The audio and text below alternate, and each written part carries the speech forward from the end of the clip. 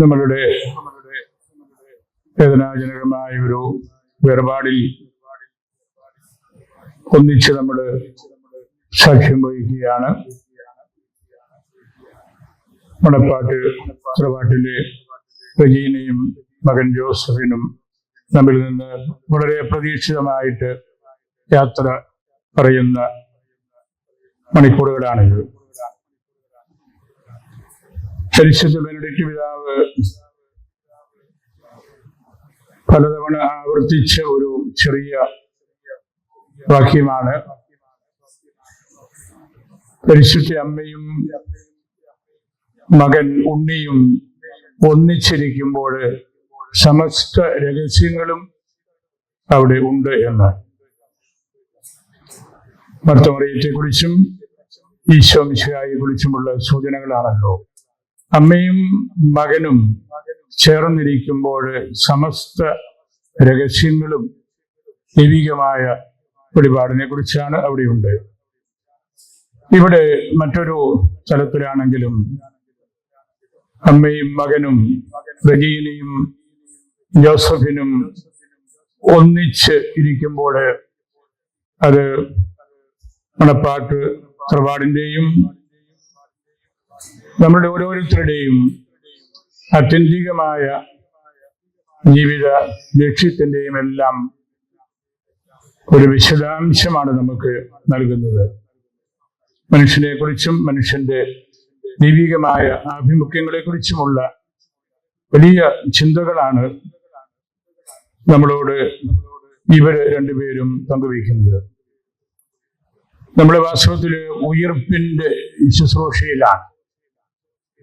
മരിച്ചവരെ ഉയർപ്പിക്കുന്നവനെ നിന്റെ തിരുനാമത്തിന് സ്തുതി എന്നാണല്ലോ ഒരു മരണ വീട്ടിൽ ചെല്ലുമ്പോൾ നമ്മൾ ആദ്യമേ പ്രാർത്ഥിക്കുന്നത്. ഉയർപ്പിന്റെ ശുശ്രൂഷയാണത്. കർത്താവ് നമുക്ക് ഉറപ്പ് നൽകിയിരിക്കുന്ന നിത്യാനന്ദത്തിലേക്കുള്ള പ്രവേശനമാണ് മരണം എന്ന യാഥാർത്ഥ്യത്തിലൂടെ നമ്മൾ സ്വന്തമാക്കുന്നത്. നമ്മളുടെ ഈ ദേശത്ത് വളരെ അപ്രതീക്ഷിതമായിട്ട് സംഭവിച്ച ഒരു കാര്യമാണ്. നമ്മളതിനെ വളരെ വേദനാജനകമായ കാര്യമാണെങ്കിലും ദൈവത്തിന്റെ ഹൃദയത്തോട് ചേർത്ത് വെച്ച് മനസ്സിലാക്കണം. ഏതാനും വർഷങ്ങൾക്ക് മുമ്പ് കാവാലിയിൽ നമുക്ക് ഒരു കുടുംബം മുഴുവൻ നഷ്ടപ്പെട്ടു. ഇത്തവണ നമുക്ക് അനേകം സ്ഥലത്ത്, പ്രത്യേകിച്ച് നമ്മുടെ കിഴക്കൻ പ്രദേശങ്ങളിൽ മംഗളഗിരി, കൈപ്പള്ളി, വാഗമണ്ണ്, കോലാഹലമേട്, പെരുങ്കുളം, അടുക്കും, നമ്മുടെ യാനത്തോട്ടും എല്ലാം അധികം ബുദ്ധിമുട്ടുകൾ ഏറ്റുവാങ്ങിയ സ്ഥലമാണ്. കർത്താവിനോട് ചേർന്ന് നിൽക്കാൻ ഉള്ള അവസരമായിട്ട് നമ്മൾ ഇതിനെ എടുക്കണം. മാനുഷികമായ വികാരങ്ങൾക്ക് കീഴ്പ്പെട്ടു പോകാണ്ട് ദൈവവചനങ്ങളാൽ പരസ്പരം ആശ്വസിപ്പിക്കണം എന്നുള്ള പ്രബോധനം നമ്മൾ വിട്ടുകളയരുത്. ഞാനാകുന്നു പുനരുത്ഥാനവും ജീവനും, എന്നിൽ വിശ്വസിക്കുന്നവൻ മരിച്ചാലും ജീവിക്കും എന്ന് ലാസറിനെ ഉയർപ്പിച്ചുകൊണ്ട് കർത്താവ് പറഞ്ഞല്ലോ. ആ ചിന്തകളാൽ നമ്മൾ നിറയപ്പെടേണ്ട മണിക്കൂറാണിത്. ഈ തറവാട്ടിലെ അംഗങ്ങള് ഇടവകയോടും വിശാല സമൂഹത്തോടും കോളേജിനോടും സ്കൂളിനോടും രൂപതാ കേന്ദ്രത്തോടും എല്ലാം ബന്ധപ്പെട്ട് പ്രവർത്തിച്ചിരുന്ന ആളുകളാണ്. റജീന നമ്മുടെ പോളീസ് സ്ട്രീറ്റ് സ്കൂളിലെ ശുശ്രൂഷയായിരുന്നു. അവരുടെ ശുശ്രൂഷ വളരെ സത്യസന്ധമായ രീതിയിൽ ആത്മാർത്ഥതയോടും സ്നേഹത്തോടും വാത്സല്യത്തോടും കൂടി ചെയ്ത ഒരു വ്യക്തിയായിരുന്നുവെന്ന് അവരോട് ബന്ധപ്പെട്ട എല്ലാവരും ഈ മണിക്കൂറുകളിലൊക്കെ പറഞ്ഞ് നമ്മൾ കേട്ടതാണ്. കൊച്ചു കുട്ടികളെ സ്വന്തം മക്കളെ പോലെ സ്നേഹിച്ച ഒരു ശുശ്രൂഷക, മത്തായിയെ പോലെ എപ്പോഴും എല്ലാവർക്കും എന്തും ചെയ്തു കൊടുക്കാനുള്ള ആ ഒരു സേവനത്തിന്റെ വ്യക്തിയായിട്ട്, മാതൃകയായിട്ട് നമ്മുടെ മുമ്പിൽ നിന്നു. പരാതികളൊന്നുമില്ലാതെ എല്ലാ ജോലികളും, സ്കൂളിന്റെ ദൈനംദിന പ്രവർത്തനങ്ങൾ, പ്രത്യേകിച്ച് കൊച്ചുകുട്ടികളോടൊക്കെ ബന്ധപ്പെടുമ്പോൾ ധാരാളം അപ്രതീക്ഷിതമായ ശുശ്രൂഷകൾ ചെയ്ത് കൊടുക്കേണ്ടി വരും. അതെല്ലാം സമചിത്തതയോടുകൂടി ചെയ്ത വ്യക്തിയാണ്. അതുപോലെ തന്നെ ജോസഫിൻ നമ്മുടെ ചുണ്ടച്ചേരി കോളേജിലെ ഹോസ്റ്റലിന്റെ സ്റ്റാഫ് അംഗമായിരുന്നു. ജോസഫിന്റെ സന്തോഷപ്രദമായ ഇടപെടലുകളും ആത്മാർത്ഥതയോടുകൂടിയ സമീപനങ്ങളുമെല്ലാം ആ വലിയ സ്ഥാപനത്തില് എല്ലാവരും സംസാര വിഷയമാക്കിയ കാര്യവും നമുക്കറിയാം. ഈ കുടുംബം നമ്മുടെ രൂപത കേന്ദ്രത്തിലെ സോഷ്യൽ സർവീസിനോട് ബന്ധപ്പെട്ട സേവ ഫാമിലി വെൽഫെയർ ടീമിന്റെ സൊസൈറ്റിയുടെ അംഗമായിരിക്കുകയും 6-7 വർഷങ്ങള് നിരന്തരമായിട്ട് ആ പ്രോഗ്രാമിൽ അംഗത്വമെടുത്ത് അത് പഠിക്കുകയും മനസ്സിലാക്കുകയും അതിന്റെ സവിശേഷതകൾ ഉൾക്കൊള്ളുകയും എല്ലാം ചെയ്ത കുടുംബം കൂടിയാണ്. അതുകൊണ്ട് നമുക്ക് പലതരത്തിൽ ഈ കുടുംബം നമുക്ക് വളരെയേറെ പ്രാധാന്യം അർഹിക്കുന്നവരാണ് എന്ന് ഞാൻ നിങ്ങളെ ഓർമ്മപ്പെടുത്തുകയായിരുന്നു. ഇവിടെ നമ്മൾ ഈ വേദനയിൽ എന്താണ് ഇങ്ങനെ സംഭവിച്ചതെന്ന് നമ്മൾ ചോദിച്ചാലും അതിന്റെ ഉത്തരം ദൈവം നമുക്ക് നൽകുന്നില്ല. ദൈവത്തിന്റെ അഗ്രാഹ്യമായ രഹസ്യങ്ങളോട് ചേർന്ന് നിൽക്കാൻ നമ്മളെ പഠിപ്പിക്കുകയാണ്. മനുഷ്യ ജീവിതത്തിന്റെ ബലഹീനമായ ആ പ്രകൃതവും ഒപ്പം ഈ പ്രപഞ്ചവും എത്രമാത്രം ബലഹീനമാണെന്ന് നമ്മളെ പഠിപ്പിക്കുകയാണ്. എത്രയോ തവണ ഈ കിഴക്കൻ പ്രദേശത്ത് ഇതുപോലുള്ള കാര്യങ്ങൾ ആവർത്തിക്കപ്പെട്ടു. ബലഹീനമാകുന്ന ഭൂമി, ആ ഭൂമിയെ സംരക്ഷിക്കാനുള്ള ഉത്തരവാദിത്വം കൂടെ നമ്മൾ ഗൗരവതരമായിട്ട് എടുക്കണമെന്നും കൂടെ ഈ സംഭവങ്ങളെല്ലാം നമ്മളെ ഓർമ്മിപ്പിക്കുന്നുണ്ട്, നമ്മളെ പഠിപ്പിക്കുന്നുണ്ട്. കർത്താവിന്റെ ആഴമായ സ്നേഹത്തിൽ വളർന്ന ഒരു തറവാടായിരുന്നു ഇത്. ദൈവത്തെ നഷ്ടപ്പെടാതെ സഹനം പൂർത്തീകരിച്ച ഒരു അമ്മ, സഹിച്ചുകൊണ്ട് ഈശോയുടെ മുഖം എന്താണെന്ന് നമ്മെ പഠിപ്പിച്ച അൽഫോൻസാമ്മയുടെ പേരിലുള്ള ഈ ഇടവകയില് ഈ സഹനത്തിന്റെ അർത്ഥവും മറ്റൊരിടത്തും നമ്മൾ അന്വേഷിക്കേണ്ടതില്ല. നമ്മൾ വളരെ പ്രയാസമേറിയ ഹെവി ഹാർട്ട്സ് ആൻഡ് ഫേസ് ഓടുകൂടിയാണ് ഇവിടെ ആയിരിക്കുന്നത്. പക്ഷേ ദൈവം നമ്മോട് പറയുന്നത് സഫറിങ്ങിന്റെ, വേർപാടിന്റെ, മരണത്തിന്റെ ആത്യന്തികമായിട്ടുള്ള വിസ്ഡം എന്താണെന്ന് ഒന്നുകൂടെ പഠിക്കാനാണ്. നമ്മുടെ ഹൃദയം അസ്വസ്ഥമാകേണ്ട എന്ന് ഈശോ തന്നെയാണല്ലോ നമ്മെ പഠിപ്പിച്ചത്. ഈ വാർത്ത അറിഞ്ഞ് ധാരാളം പിതാക്കന്മാര് എന്നെ വിളിച്ചു. നമ്മുടെ വലിയ പിതാവ് പ്രത്യേകം പ്രാർത്ഥന പറഞ്ഞു വിട്ടിട്ടുണ്ട്. ആലഞ്ചേരി പിതാവ് 3 തവണ ഇന്നലെയും ഇന്നുമായിട്ട് ഈ കുടുംബത്തിന്റെ കാര്യങ്ങൾ അന്വേഷിക്കുകയും വിശദാംശങ്ങൾ ആരായുകയും എല്ലാം ചെയ്തു.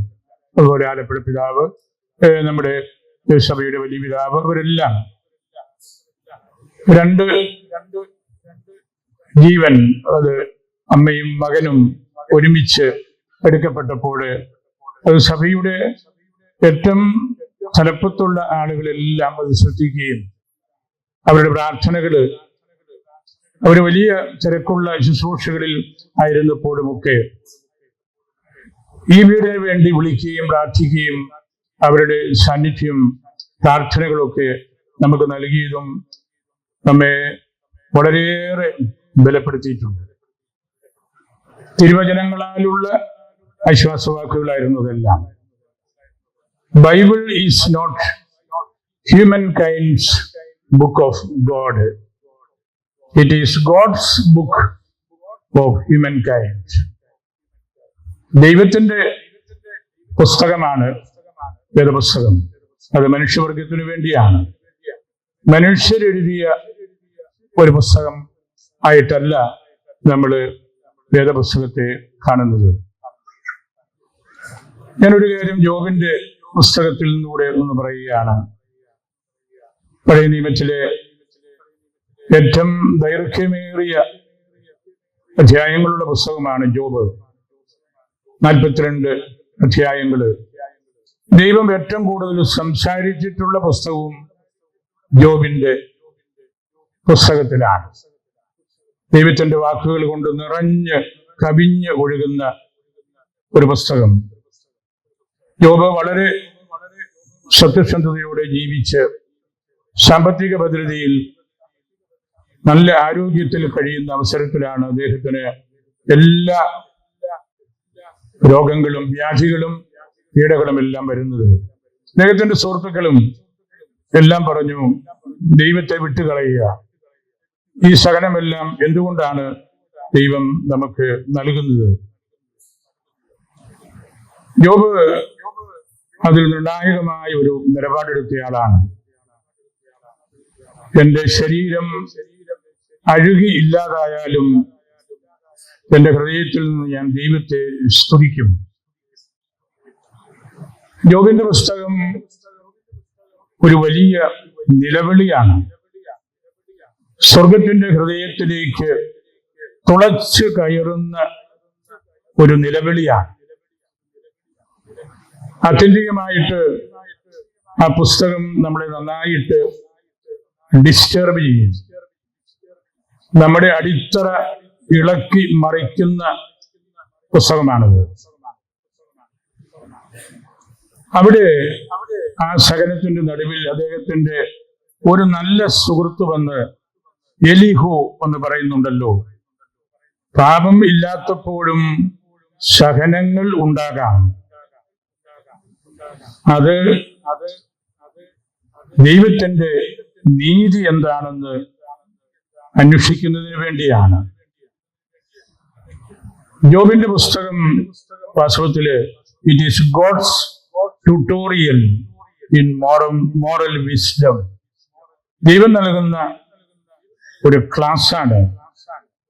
ധർമ്മത്തിലും ദൈവവചനത്തിലും കൂട്ടായ്മയിലും നമ്മൾ എപ്പോഴും ആയിരിക്കാൻ വേണ്ടി ദൈവം നമുക്ക് നൽകുന്ന ട്യൂട്ടോറിയലാണ്. ആ ക്ലാസ്സിൽ നമുക്കിരിക്കാൻ അത്ര എളുപ്പമല്ല. പക്ഷേ നമ്മൾ നമ്മെ തന്നെ ചിന്തിക്കുമ്പോൾ, പഠിക്കുമ്പോൾ, മനസ്സിലാക്കുമ്പോൾ ആ ക്ലാസ്സിലിരിക്കാതെ നമുക്ക് ജീവിക്കാനൊക്കെ ഇല്ല. ആ ക്ലാസ് നമുക്ക് നൽകുന്ന ഒറ്റ വാക്യത്തിൽ പറഞ്ഞാൽ, സഹനത്തിന് മാത്രമേ നമ്മെ മോക്ഷത്തിലെത്തിക്കാൻ പറ്റുകയുള്ളൂ. ഈ വേദന ഈ കുടുംബത്തിന്റെയോ ഈ ഇടവകയുടെയോ നമ്മുടെ രൂപതയുടെയോ മാത്രമല്ല.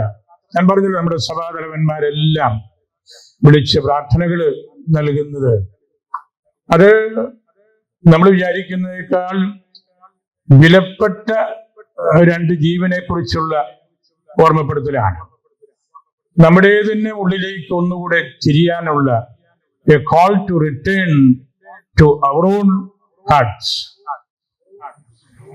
ദൈവം ഈ സകലങ്ങളുടെ കാരണം പറയുന്നില്ല, യോബിനോടും പറഞ്ഞില്ല ഇന്ന കാരണങ്ങൾ കൊണ്ടാണ് ഈ ദുഃഖ ദുരന്തങ്ങളെല്ലാം വന്നത് എന്ന്. യോബിന്റെ പുസ്തകം ഒരു പ്രത്യേക ഉത്തരവും നൽകുന്നില്ല. നമ്മളെ ഉത്തരം പ്രതീക്ഷിക്കരുത്. പക്ഷെ യോബ് നമ്മുടെ ശ്രദ്ധ മാത്രമാണ് ആവശ്യപ്പെടുന്നത്. ആ പുസ്തകം വായിക്കും തോറും എന്ത് സഹനം വന്നാലും നമ്മൾ ദൈവത്തെ കൈവിടരുത്, ദൈവത്തിന്റെ മുഖം അന്വേഷിച്ചുകൊണ്ടിരിക്കണം എന്നുള്ള ആ ഒരു വലിയ സന്ദേശമാണ് നൽകുന്നത്. Faith is the ability to live with the suffering and uncertainty. നമുക്ക് ഉറപ്പില്ലാത്തപ്പോഴും നമ്മൾ ഒരു തെറ്റ് ചെയ്യാത്തപ്പോഴും വേദനകളിൽ ദൈവത്തെ കണ്ടെത്താനായിട്ട് നമ്മൾ പഠിക്കുന്നതാണ് ക്രിസ്തീയത അല്ലെങ്കിൽ ക്രിസ്തീയ ആത്മീയത. ജീവിക്കാനുള്ള ശക്തിയാണ് ഉത്തരം തരാത്ത ആ പുസ്തകം നമുക്ക് നൽകുന്നത്. ദൈവത്തെ കൈവിടാതിരിക്കാനുള്ള ധൈര്യമാണ്. Job is God's unshakable faith in human kind എന്ന് പറയാറുണ്ട്. ഈ മരണം, ഈ വേർപാട് നമുക്ക് അതുപോലുള്ളൊരു കാര്യമാണ്. ദൈവിക രഹസ്യത്തിന്റെ ആത്യന്തികമായ യാഥാർത്ഥ്യത്തിലേക്ക് നമ്മൾ നിരന്തരം എല്ലാവരും, ഈ പ്രകൃതി ഉൾപ്പെടെ ചിരിയണം. ജോബിന്റെ വിലാപം അതാണ്, ആ പൊട്ടിക്കരച്ചില് അതാണ്. അവിടെ ദൈവം വന്ന് 1, 2 എന്ന് പറഞ്ഞ് നമുക്ക് ഉത്തരം നൽകുകയില്ല. ദൈവത്തിൽ ഈ 2 മക്കൾ ലയിക്കുകയാണ്. പരിശുദ്ധ ത്രിത്വത്തോട് അവർ കൂട്ടിച്ചേർക്കപ്പെടുകയാണ്. അബ്രാഹത്തിന്റെ തറവാട്ടിലേക്കാണ് അവർ പോകുന്നത്. ഇസഹാക്കിന്റെ തറവാട്ടിലേക്കാണ് അവർ പോകുന്നത്. നീതിമാന്മാരുടെ തറവാട്ടിലേക്കാണ് അവര് പോകുന്നത്. പുനരുത്ഥാനം എന്ന അൺഷേക്കബിൾ പാറമേലാണ് അവരെ നമ്മൾ ഇവിടെ ഈ ദേവാലയത്തിൽ ഇതുപോലെ കിടത്തിയിരിക്കുന്നത്. അവര് പർദീസായിലേക്കാണ് പോകുന്നത്. നമ്മളവരെ പർദീസായിലേക്ക് കൊടുത്തുവിടുകയാണ്. അതാണ് നമ്മുടെ ജീവിതത്തിന്റെ അർത്ഥം. നമ്മൾ അടിയുറച്ച് വിശ്വസിക്കുന്ന കാര്യവും അതുതന്നെയാണ്. ദൈവത്തിന്റെ അഗ്രാഹ്യമായ രഹസ്യത്തോട് ഈ മക്കളെ ഈ പ്രാദേശിക സഭ കൂട്ടിച്ചേർക്കുമ്പോൾ നമ്മൾ കണ്ണുകൾ ഉയർത്തി നോക്കിയാൽ അവർ സ്വർഗത്തിലിരിക്കുന്നത് നമുക്ക് കാണാൻ കഴിയും. ശ്രീകന്മാര് പറഞ്ഞല്ലോ, 4 മാസം കഴിയുമ്പം വിളവെടുപ്പാകും. കർത്താവ് പറഞ്ഞു 4 മാസം ഒന്നും നോക്കണ്ട, കണ്ണുയർത്തി നോക്കിയാൽ മതി. പാടങ്ങൾ വിളഞ്ഞു കിടക്കുകയാണ്, വചനം കേൾക്കാൻ വേണ്ടി കാത്തിരിക്കുകയാണ്. നമ്മളും വിശ്വാസത്തിന്റെ കണ്ണുകളോടുകൂടി സ്വർഗത്തിലേക്ക് നോക്കുമ്പോൾ ഈ അമ്മയും മകനും സ്വർഗത്തിൽ എത്തി എന്ന് നമുക്ക് കാണാനായിട്ട് സാധിക്കും. അതാണ് സത്യസഭയുടെ വിശ്വാസം. ആ വിശ്വാസത്തിലാണ് നമ്മൾ നിരന്തരം ആഴപ്പെടേണ്ടത്. കാർഡിനൽ ന്യൂമാന്റെ ടൂമ്പിൽ എഴുതി വെച്ചിരിക്കുന്ന വാക്യം ഇതാണ്: ഫ്രം ഷാഡോസ് ടു റിയാലിറ്റി, നിഴലുകളിൽ നിന്ന് യാഥാർത്ഥ്യത്തിലേക്ക്. ഈ ലോകം നമ്മൾ കണ്ടെത്തുന്ന കാര്യങ്ങളൊക്കെ കടന്നു പോകുന്നവയാണ്, നിഴലുകളാണ്. യാഥാർത്ഥ്യം സ്വർഗമാണ്. കർത്താവിന്റെ പക്കലുള്ള ജീവിതമാണ് യഥാർത്ഥത്തിലുള്ളത്. ജോൺ എഫ് കെന്നഡിയുടെ ഖബറിലും അതാണല്ലോ എഴുതിയത്: പലർക്കും ഈ കല്ലറ അന്ത്യമാകുമ്പോൾ എന്നെ സംബന്ധിച്ച് ഈ ജീവിതത്തിന്റെ തുടക്കമാണ്. അതാണ് ആഴമായ ബൈബിൾ ദർശനം. ദൈവത്തോട് നമ്മൾ കൂട്ടത്തിൽ നിൽക്കുമ്പോൾ, തിരുവചനങ്ങളാൽ നമ്മൾ പരസ്പരം ആശ്വസിപ്പിക്കുമ്പോൾ, നമുക്ക് ഈശോയുടെ ആ സകലത്തോട് ചേർത്ത് നിർത്തുമ്പോൾ ഈ വേർപാടിനെയും ഈ മരണങ്ങളെയും നമുക്ക് ഹൃദയത്തിൽ എടുക്കാനായിട്ട് കഴിയും. സ്വർഗത്തിന്റെ ഒരു വെളിപ്പെടുത്തലാണ് ഈ 2 മക്കള് ഇവിടെ നമുക്ക് നൽകിക്കൊണ്ടിരിക്കുന്നത്. നമ്മെ അവർ ഓർമ്മപ്പെടുത്തുകയാണ്. Memento mori, remember you must die. ഏത് അവസരത്തിലും അത് സംഭവിക്കാം എന്നുള്ള വലിയ ഓർമ്മപ്പെടുത്തലാണ്. ആ ഓർമ്മപ്പെടുത്തല് സുവിശേഷത്തിന്റെ കാതലാണ്, ഈശോ പ്രസംഗിച്ച വാക്കുകളുടെ കാതലാണ്, നമ്മളുടെ ശുശ്രൂഷകളുടെ കാതലാണ്. ഓരോ പരിശുദ്ധ കുർബാനയും ആ ഒരു വലിയ സന്ദേശമാണ് നമുക്ക് നൽകുന്നത്. അതുകൊണ്ട് കർത്താവിനോട് ചേർന്ന് നിൽക്കുവാനായിട്ടുള്ള ആ ഒരു വിളിയായിട്ട് ഈ വേർപാടിനെ നമ്മൾ കാണണം. ഞാൻ പ്രിയപ്പെട്ട പുത്രവാട്ടിലെ അംഗങ്ങളോടെല്ലാം, പ്രിയങ്കരനായ ജോണിയോടും അതുപോലെ ജോമിറ്റ്, സോമിറ്റ്, അവരോട് ബന്ധപ്പെട്ട കുടുംബാംഗങ്ങള്, അവരെല്ലാം ഇവിടെ നമ്മുടെ കൂട്ടത്തിൽ നിൽക്കുമ്പോൾ നമ്മൾ ഈ ഭൗതിക ശരീരത്തിലെ അംഗങ്ങൾ എന്ന നിലയിൽ ഈ വേദനകൾ പങ്കുവയ്ക്കപ്പെട്ടു കഴിഞ്ഞു. സ്വർഗത്തിന്റെ ആ ഒരു ശാലീനത ഇവിടെ നമ്മൾ കണ്ടു കഴിയുമ്പോൾ അതിൽ പിന്നെ കരച്ചിലും വിലാപവും ഒന്നും ആവശ്യമില്ല. ഈശോ പറഞ്ഞല്ലോ, കരയരുത്, നമ്മൾ ഈശോയിൽ വിശ്വസിച്ചാൽ മാത്രം മതി. ആ ഒരു വലിയ ബോധ്യത്തോടു കൂടി നമ്മുടെ ഒരു വിശ്വാസ പ്രഘോഷണത്തിന്റെ ഏറ്റവും വലിയ അടയാളമായിട്ടൂടെ ഈ വേർപാടിനെയും വേദനയും എടുക്കുമ്പോൾ പരിശുദ്ധ ത്രിത്വത്തിന്റെ രഹസ്യം നമുക്ക് കൂടുതൽ ആഴത്തിൽ ഉൾക്കൊള്ളാൻ കഴിയും. ബഹുമാനപ്പെട്ട വികാരിച്ചൻ ഈ സംഭവം നടന്ന മണിക്കൂർ മുതൽ പലതവണ യുവതാ കേന്ദ്രവുമായിട്ടും ഞാനുമായിട്ടും ബന്ധപ്പെടുകയും എല്ലാ മണിക്കൂറിലും തന്നെ അദ്ദേഹം ഇതിന്റെ കാര്യങ്ങൾ അറിയിച്ചുകൊണ്ടാണ് ഇരുന്നത്. വളരെയേറെ അദ്ദേഹം പ്രാർത്ഥിച്ച് ഒരുങ്ങി വലിയ കരുതലോടുകൂടി നടത്തിയ ഒരു വലിയ കൂടിവരവാണ്. ഒരു എക്ലീസിയ, ഒരു സഭ ശക്തമായിട്ട് ഇവിടെ ഒന്നിച്ചിട്ടുണ്ട്. അതിന്റെ പിന്നില് ബഹുമാനപ്പെട്ട വികാരിച്ചന്റെ കരുതല്, കൈക്കാരന്മാര്, കമ്മിറ്റിക്കാര്, സിസ്റ്റേഴ്സ്, അതുപോലെ നമ്മുടെ രാഷ്ട്രീയ സാമൂഹിക രംഗത്തെ ആളുകള്. എനിക്ക് അത്ഭുതം തോന്നി, ഈ 1.5 ദിവസം കൊണ്ട് ഇതെല്ലാം മറ്റൊരു കോലാഹലവും ഇല്ലാതെ വളരെ ക്രമബദ്ധമായ രീതിയിൽ നമുക്കിത് ക്രമീകരിക്കാൻ പറ്റും. ഈ വേർപാട് അത് വേദനയാണെങ്കിലും ഇത്തരത്തിൽ എല്ലാവരെയും കൂട്ടി യോജിപ്പിച്ച് ഈ അൽഫോൻസ്യൻ ദേവാലയത്തിൽ നമ്മളെ എല്ലാവരെയും കോർത്തിണക്കുന്ന അതിനുവേണ്ടി സർക്കാരിന്റെ ഭാഗത്തു നിന്നുമെല്ലാം നല്ല സഹകരണങ്ങൾ ഉണ്ടായിട്ടുണ്ട്. നമ്മൾ ഇവരുടെ കൂട്ടത്തിൽ ആയിരിക്കണം. ഇടവകയും രൂപതയും ഈ വീടിനോട് എപ്പോഴും കൂട്ടത്തിൽ ഉണ്ടായിരിക്കും.